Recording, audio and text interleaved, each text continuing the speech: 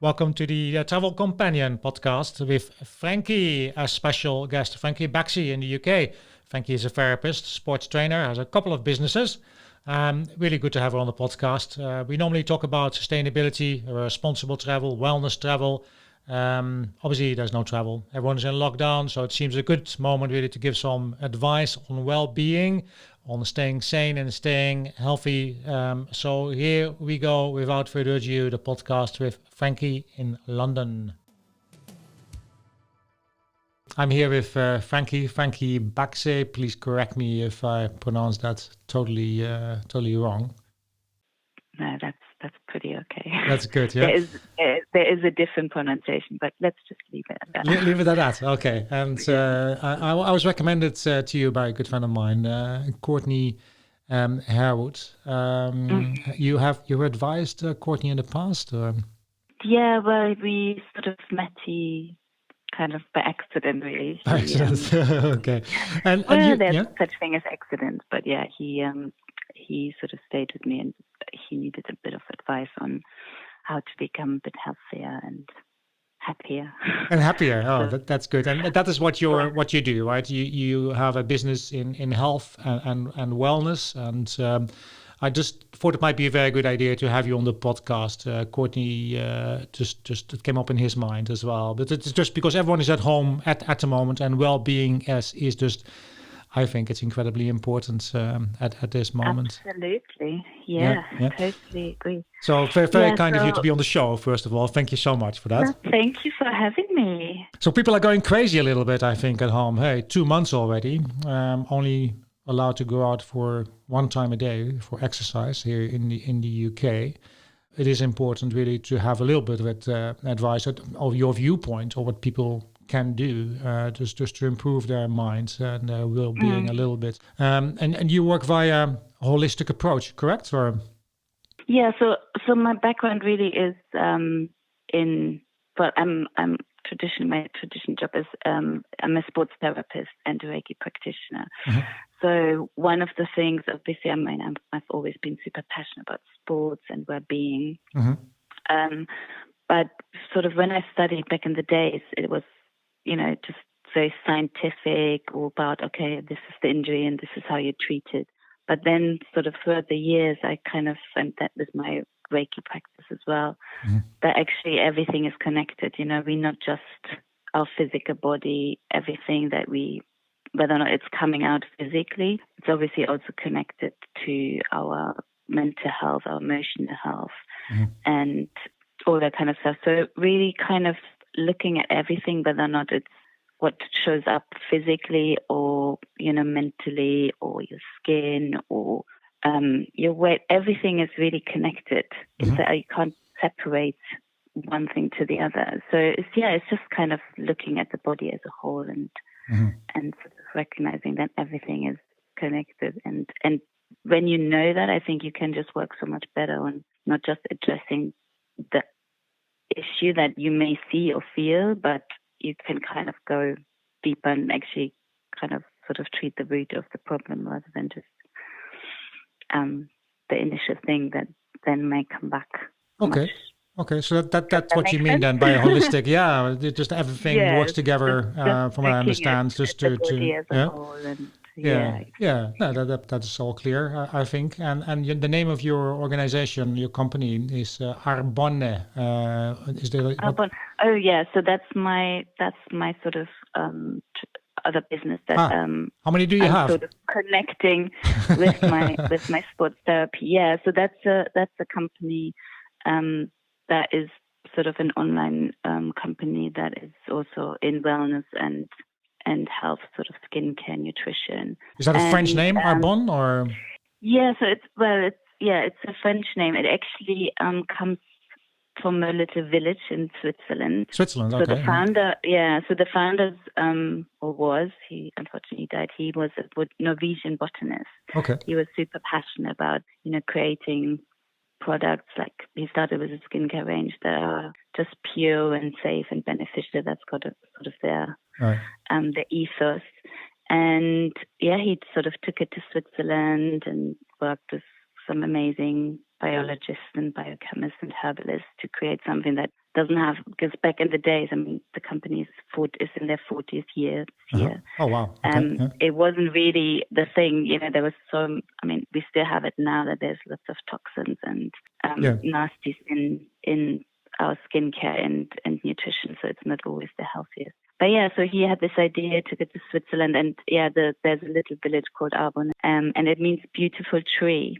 Beautiful tree, okay. Right. Yeah, so it kind of, again, just represents, the natural, enduring thing of what he wanted to have for the products, but also for the people that sort of worked with it, providing shelter and abundance and being forever green and growing. So it's quite amazing that obviously now everyone is looking for green and healthy. Everyone is looking stuff, for green products, environmentally friendly.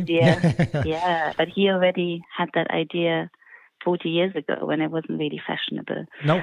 So they've always been vegan, botanically based stuff. Mm-hmm. They've got amazing sort of certification now, sort of kosher, and they're gluten free, and we just became a B corporation, which is really awesome in January. So it's all about also giving back to the environment and creating sustainability. Yeah. How do you give back by the environment in that way? Well, it's just looking at, where they source the products from. Okay. Supply chain. Yep. Okay. Yes, exactly. But also enabling people to, whether or not have a business, or, even in terms of environmentally friendly, whether or not it's the packaging or the way they fly things over, and really looking at that we're not doing more damage to nature, and then also lots of projects that they're involved in to give back. Okay.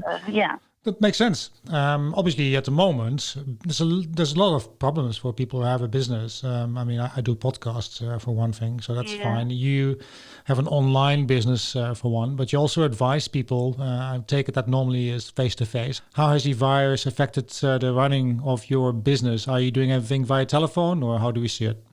So with my sports therapy, obviously that was very hands-on, where people would come to my clinic and, I do treatments, whether or not it's, sort of manual therapy or manipulation or whatever it is they needed, and then giving them a program exercise-wise and stuff to do. So that's obviously not really possible anymore in that way, but I think the key is just find other ways how you can still support people. So I am still open to consultations that people can call me. Obviously, we're very lucky that technology can help us, via Zoom or FaceTime, that you can still see each other, and I can, demonstrate exercise to them or give them advice just over the phone, what they're able to do to manage, or, maybe not cure it in that way, but there's so many things that we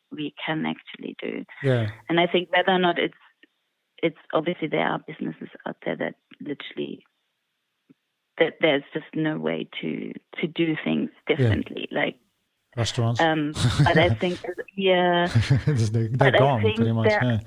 It's really sad. I'm laughing, but it's not funny. Actually, these businesses are going down. Obviously, some businesses are flourishing. Zoom, you mentioned just now, and then Skype. I'm sure they're doing very, very well. So I think a lot of people are trying to see what can they do, and I think if you have, there's people in the world, that either when there's change or when there's challenging times, they grow the most, and they find ways to flourish and to become even more creative or make things happen.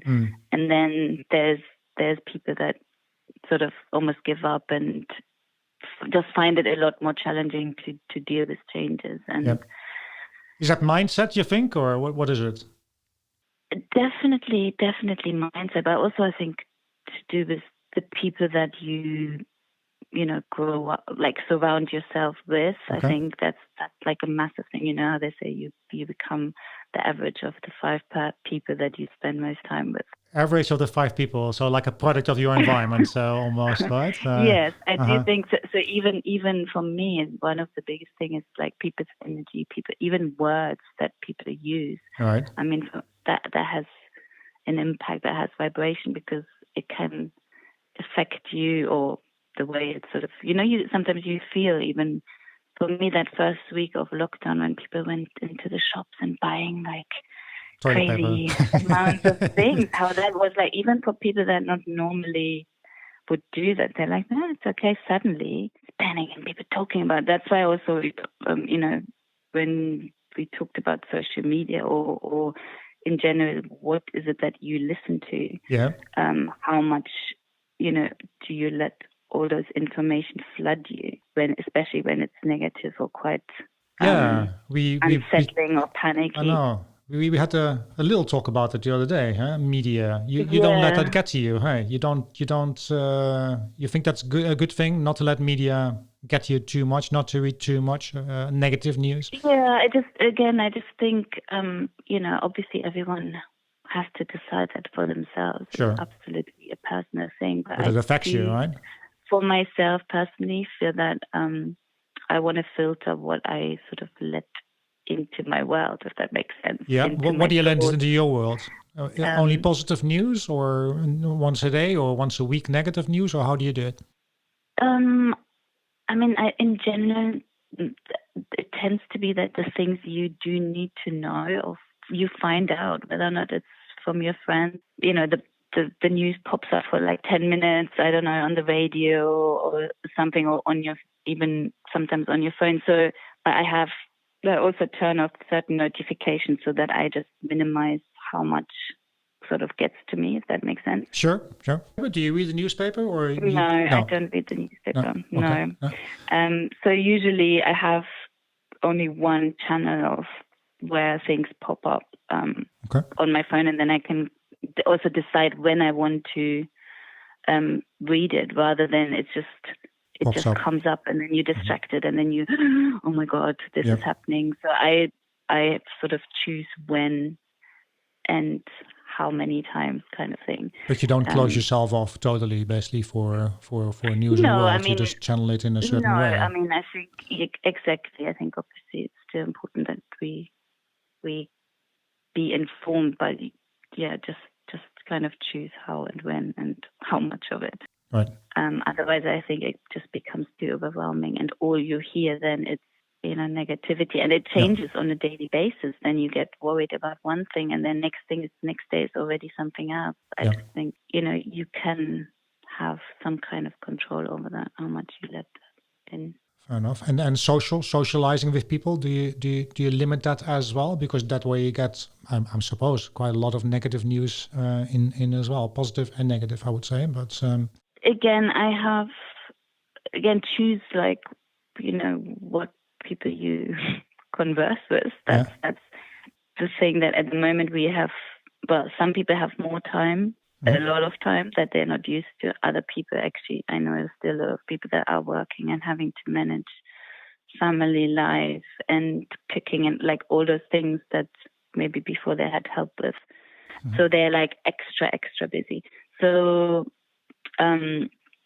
yeah, in terms of social contacts, again, like, choose what Choose. people lift you up, what people, I mean, I do something where every day I would call at least two people, Okay.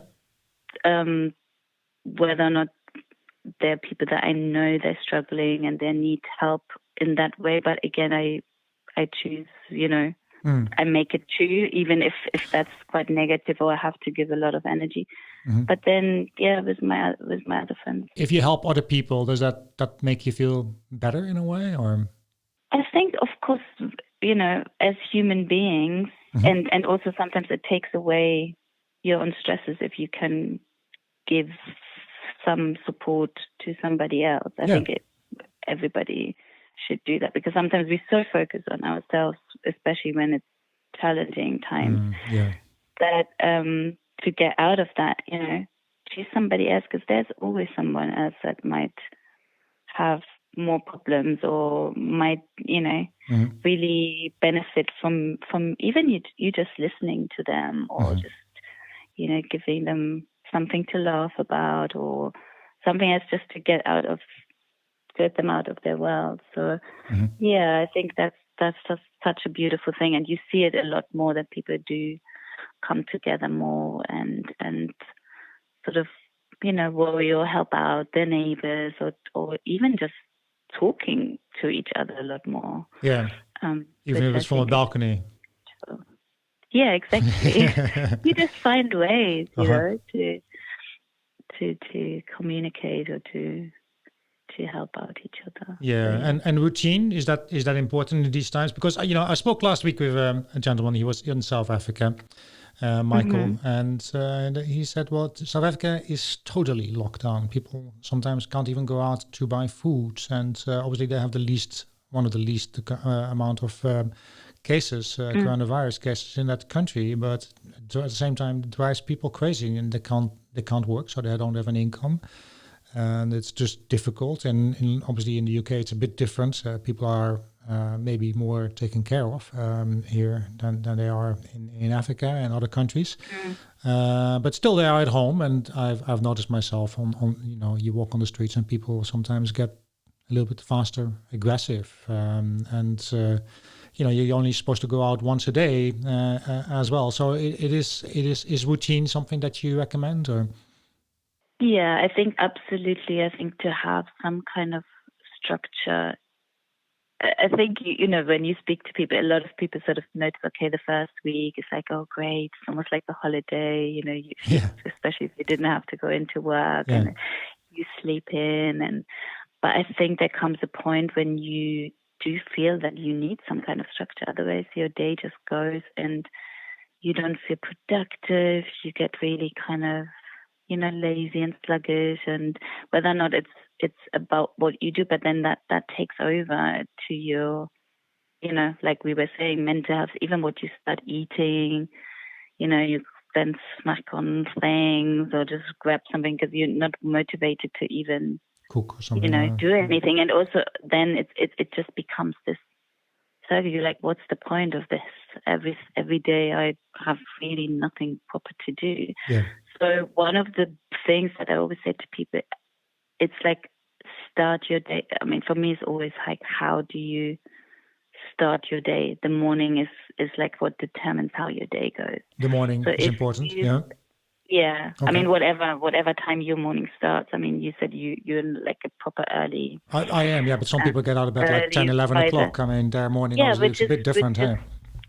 Which is also fine. But then again, choose how you started. And so if you can, I mean, obviously everyone is in a different situation. Like for people that have a family, the kids running around. But then I say, if you can, wake up an hour or 45, even if it's just half an hour before you actually have to get up or before the madness of the day starts. So that goes for now as well as, when we're back to normal sort of thing. Yeah.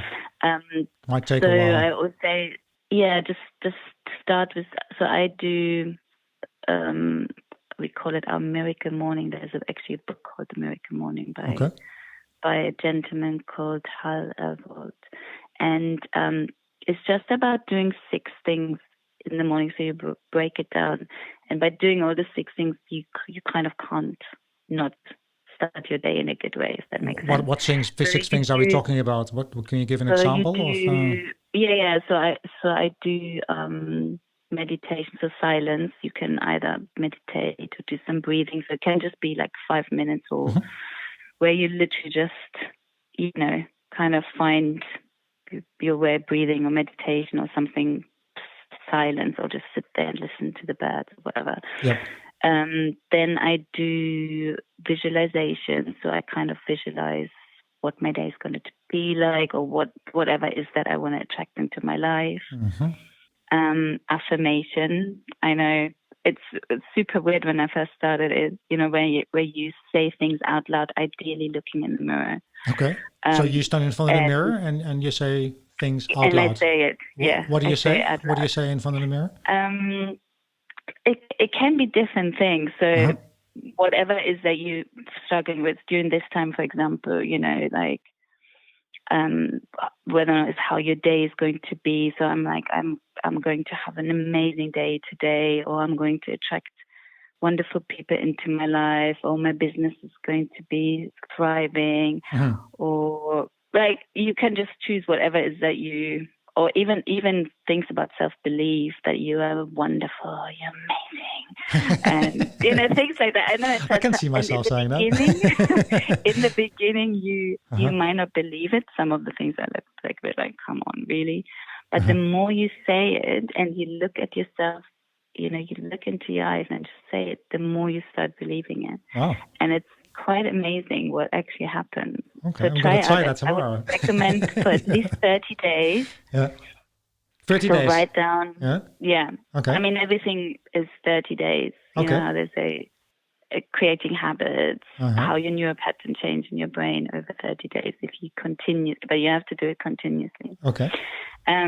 Anyway, back to our morning, miracle morning. Then I do exercise. Exercise, very important, I'm sure. Yeah.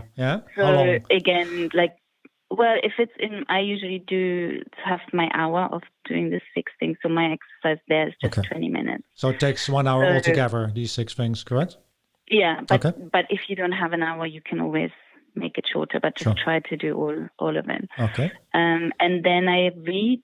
So again, that's one of the things I would recommend to everybody. Read something.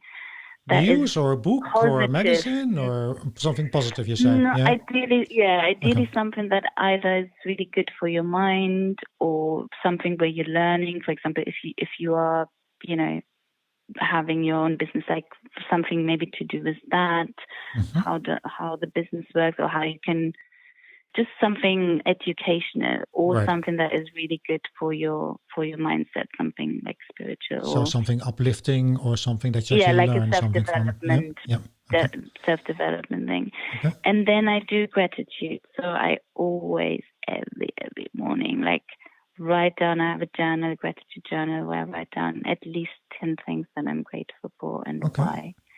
And it could, again, because I think when you come from a place of gratitude and you realize all the things that you can still do, even during these challenging times, we tend to focus on all the things that we don't have, can't do, and it just takes over. And when you realize actually how many things we take for granted, whether or not it's, I'm from the smallest thing of my beautiful, warm, cozy bed, that I sleep in, or the sunshine in the morning, or my shower, hot water that, where other people in the world have to walk for miles to get the water, or the food, or the people that I have in my life, my kids or my family or amazing friends, like so many things that we just totally forget. And you put it down on paper, you say, you actually write it down just to confirm it, or it just becomes, I think when you write it, you just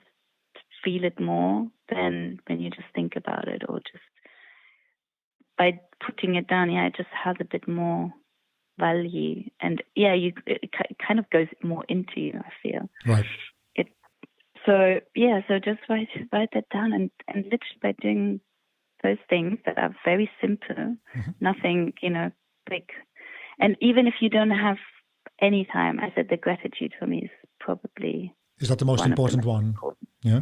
And exercise, I think, again, if you... Exercise, okay. By changing your mental state of mind, for example, if you're not feeling good, I always say change it by changing your physical state. So just, even if you put on the music and you dance like crazy for 5 minutes, or for the duration of the song, or run up and down the stairs, or just do something that just gets you out of that mental hole. If you're a bit down or something happened, whether or not it's to do with the situation or in general, just change your physical state, change your mental state. That was 5, right? That was 5. There must be a 6th one as well. 6. So we had silence, that's like the breathing, and then the visualization, affirmation, exercise, reading, and gratitude. Reading as well. Yeah, okay, indeed. Yeah. So that is your advice for not going mad, and at the same time doing some exercise for health and well-being, correct? Yeah. I mean, that's sort of how I start my morning. But then exercise, maybe the 20 minutes that's just in the morning. Then I would always try and get outside for if we only have that hour. Yeah. Then get out, especially if the sun is out. Catch some vitamin D. Just breathe in the beautiful air. Even just listening, to the birds. I also would recommend hugging a tree.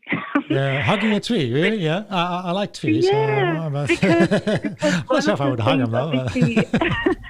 You know how they say, in order to be, healthy and emotionally well, you actually need at least 3 hugs a day. Okay, even if it's a tree. Yeah. So, well, because for some people they're just by themselves, so they can't hug other people, they can't see other people. Yeah. So then just find a beautiful tree and just see what happens. Yeah. Now there's actually a new sport as well, something about trees going into the woods and I don't know, just lying down on the floor in the woods seems to be very peaceful as well. I don't know what they call it. There was a name for it, but maybe you know. Or...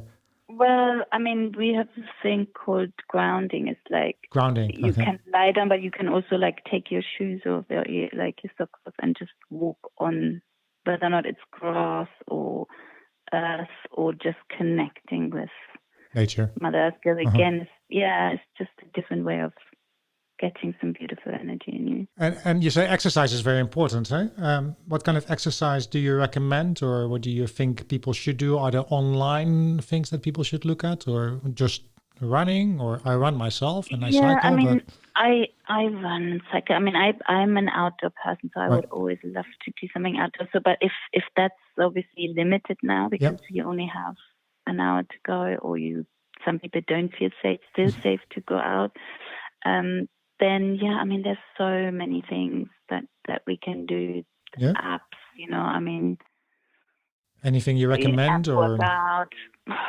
I mean, I think it's different for everyone. If you find something that connects with you, there's the gym people that really, used to kind of weights and.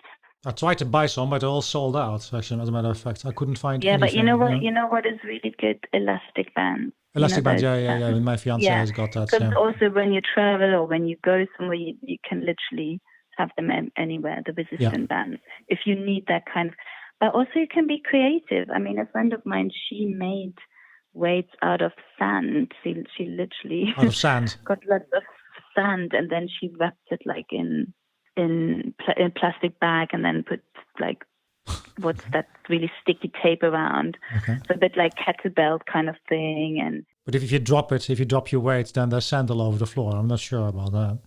No. She proper used this. What's that thick tape that you? She made it. There's no way that the sand comes out. She showed me. It's really cool. Is that okay? Yeah, you can dance. You can use your own body weight. Like doing abs and sit-ups and press-ups. There's loads of apps for example, 5 or 10 minute app workout that you can do, and it shows you a little video how to do it. It counts down, the seconds you might do. I mean, I do sort of 10 exercises. 10 exercises, in the app, for example, for my abdominal. It's you start with 5 minutes, then 8 minutes, then 10 minutes.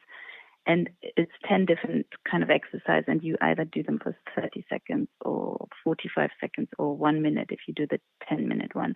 Right. So you can start everything. So then with the running, for example, my daughter and I, we run now, but she started from the couch to 5K thing, which is super easy, and really you can, you put in your fitness level, for people that have never run before, because you don't want to overdo it. You don't want to go out and then after you can't walk for 2 days as well. Yeah, no, it's not good. Yeah. So just find something that, starts you off easy, especially if it's something new for you. Mm-hmm. And also find something that you love. I mean, people are running, but it might not be your thing. Yeah. Then put on this classes everywhere. People offering free yoga classes, dance classes. There's just so many things. I think just put in what it is that you think you might enjoy. Yeah. And then find it. we don't have to, spend money on doing it. There's lots of free, even on YouTube, where it demonstrates you something and you follow it. So I think it's just about finding out because I think when it says exercise, you need to connect with it. You need to find out what it is that you love, that speaks to you, and then you do it, because then also it's more likely that you want to carry on doing it on a daily basis rather than it becomes, oh, I have to do my run now, but I'm really not enjoying it. Yeah, but once you do it, it's very nice as a matter of fact. It's it might be difficult sometimes to do it immediately when you get out of bed. So but a lot of people just don't do this, and it's 2 months now, and you don't know when the vaccine will come. They might loosen the reins a little bit here in the UK as well, but that might also mean there's a second wave coming, because nothing has changed really. There's no solution really to the virus. People cannot travel. Normally they travel once or twice a year really to get away from it all and to have a new mindset. They don't do that. They're talking about health passports, that people can show that they're healthy and that they don't have the virus. What do you think about all this? The health passports? Yeah, I mean, I can't quite imagine yet how it practically would work, because obviously you can be super healthy. I mean, obviously they know that some predisposing factors would make you more susceptible to catching the virus, so that, keeping a certain level of fitness or health might help. But at the same time, I've also have friends or people that I know that were super, super healthy. There was nothing at all, and they still caught the virus. So you can, and the fact that even now with the testing, we don't, sometimes it takes a week until we even get the results and know. Yeah, absolutely. Yeah. So I think that might be a little bit challenging, but hey ho, I think anything. Obviously, I definitely also think we need to get a test out that shows us immediate results, whether and apps on your phone, so people or the government even will track you where you are, who you get in contact with. Sounds a bit totalitarian to me, especially when it's centralized, which is what they're doing here in the UK, as opposed to everything is on your phone and you choose how to share it, which is the solution from Google and Apple that they brought out, which they're not using here in this country, unfortunately, I must say. What do you feel about this? Are you happy yourself to use an app like that? What, that would track me where I am and who I get in contact with. Yeah, and if you've been in contact with someone that has the virus, and if you have to go 14 days in lockdown. For that reason, I think it is kind of a clever thing, but at the same time, it just feels like then they have even more information. Yeah, exactly. That's what I think. They shouldn't have that much information. They will never, once they have it, never give it back. They're never going to give it back. I can tell you right now. Even though when it's on your own phone only and you choose when to share it, it might actually work. Yeah. I mean, I definitely feel that your privacy is even more invaded. They know even more about your whereabouts. Yeah. That's okay. So what do you think will happen then? What do you think will happen over the next 6 months? What is your idea? Will everything get back to normal? Will they get a vaccine? What do you reckon? To be honest, I don't know. I mean, I definitely do think that something has to happen, like in the next week or two. Yeah, what will happen in the next week then? Well, I mean, I just, for example, seeing it from Germany, where things are already a lot more advanced. So they have now started opening some of the gyms, the tennis. I'm a very passionate tennis player. Oh, you are? That's one of the things I'm always checking out, because I was even meant to play a tournament this week in Berlin. So they have opened tennis clubs and some, the golf clubs.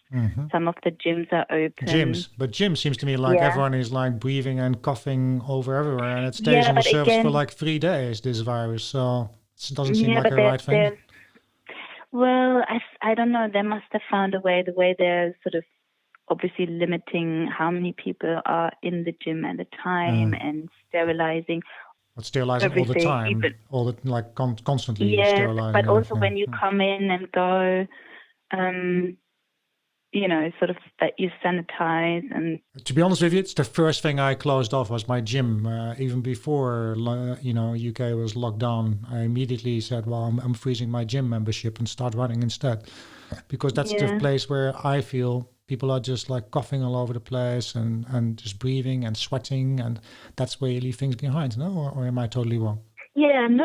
I get that. But again, I think it's also like a personal, because it's kind of weighing up your mental health, because that's one of the biggest things that I see, how people's mental health have just gone through even people that never had kind of any sort of obvious problems beforehand, but they're really, really suffering. And I mean, the gyms provided like outlet, a haven for and I think even in terms of communities, where people get together, you see, especially I see a lot with my male friends, how important. I mean, as girls, ladies, we chat, we talk, we can do it over the phone, we can do it when we get together, which is obviously nicer. But for guys, one of the biggest things is an activity that you do together, whether or not it's playing football or, golf or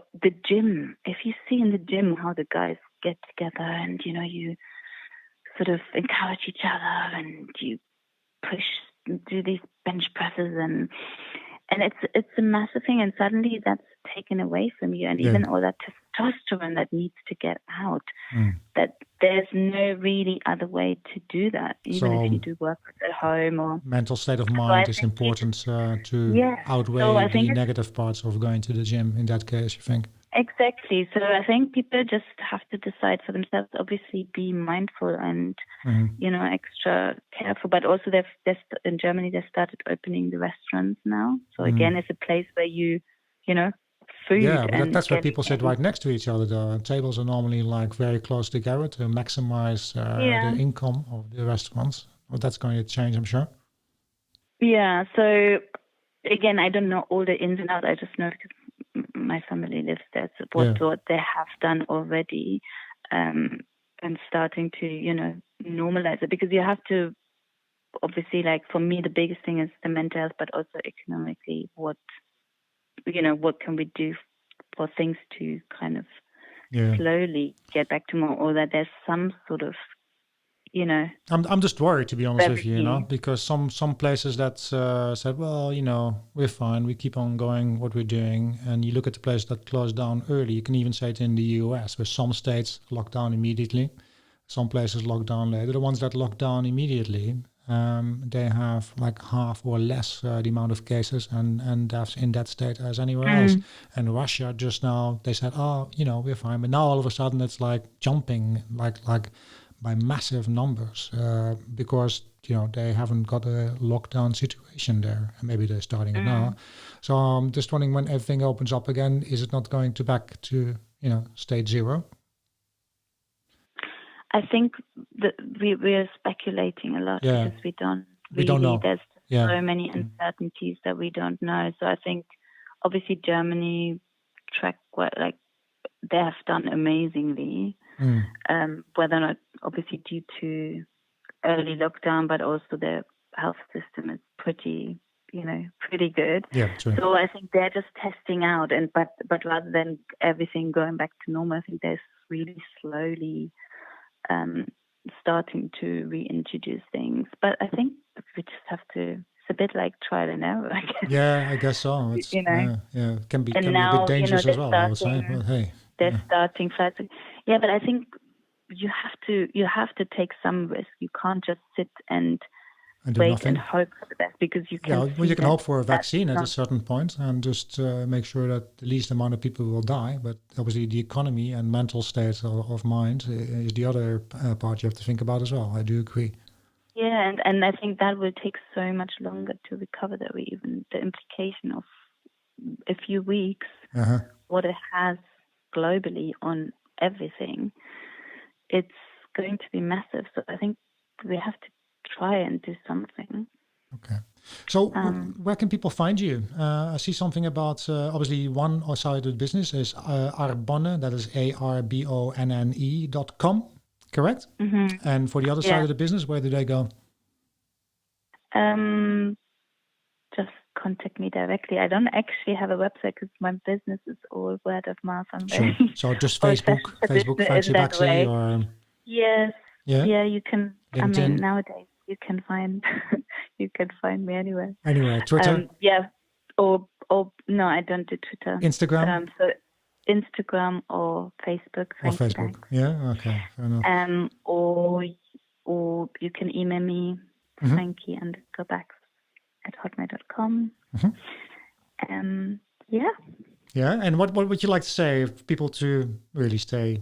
Anything that you would like to say at this point, just for people to stay sane? Any advice, last words, so to say? My last words of wisdom. I would just say, look after you. Like self-love, self-care for me is one of the most important things. And because if you are okay, then you can be okay for other people that need help. Be kind, be loving, let love, and just trust, because sometimes I think we overcomplicate things or over worry. Not to say that there's not things to worry about, but sometimes it just consumes us. So try to just go with the flow, look after your mental health, look after your physical health, and the rest we just have to, trust that it's going to be okay, which I believe it will be. Yeah, that's great advice indeed. Thank you so much for being on the show. Much appreciated. Thank you so much, Peter, for having me. And pleasure. And have a beautiful day.